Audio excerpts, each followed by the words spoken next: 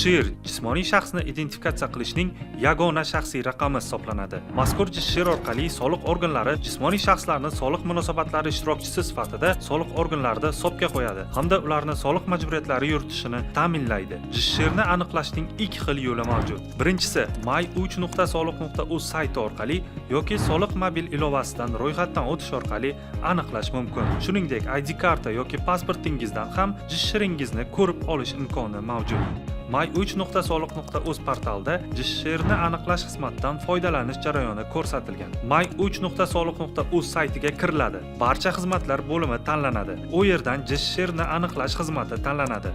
Hujjat turi, pasport seriyasi, raqami va tug'ilgan sana oynalari to'ldiriladi. Shundan so'ng rasmdagi natijani kiritishingiz kerak. Natija ko'rinadi. JSHRni tekshirish bo'limidan JSHR raqamingizni tekshirib olishingiz mumkin. U yerdan jismoniy shaxs turini tanlaymiz. JSHR raqamini kiritamiz. Shundan so'ng rasmdagi natijani kiritamiz va sizning ma'lumotlaringiz chiqib keladi.